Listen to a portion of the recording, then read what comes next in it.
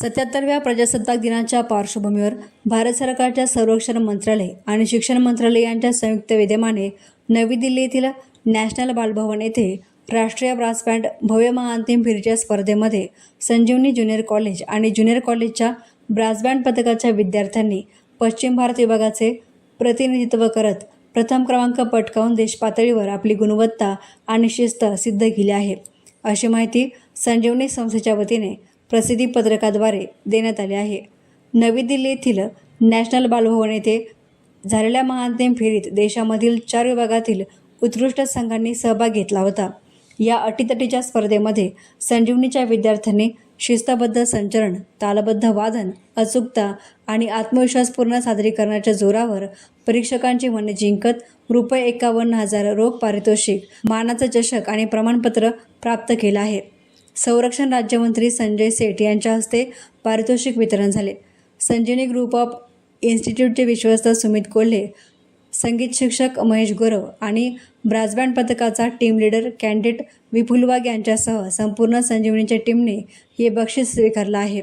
याप्रसंगी संजय सेठ म्हणाले की देशाला 2047 पर्यंत विकसित भारत बनवण्यामध्ये युवकांची भूमिका निर्णायक असणार आहे।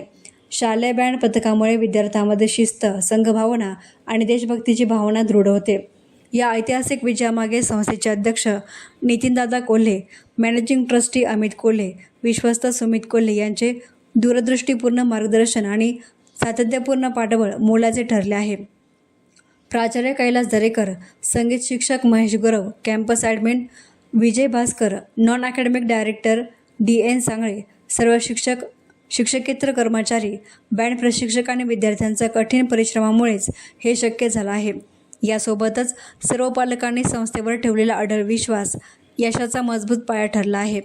राष्ट्रीय पातळीवरील यशस्वी कामगिरी म्हणजे शिस्त, सातत्य, संघभावना आणि देशभक्ती यांची फलश्रुती असून स्वर्गीय शंकरराव कोल्हे यांनी पाहिलेले ग्रामीण भागातून राष्ट्रीय स्तरावर प्रदर्शन करणाऱ्या गुणवत्तापूर्ण आणि शिस्तबद्ध पिढीचे स्वप्न प्रत्यक्षात साकार झाल्याचं हे जिवंत उदाहरण आहे।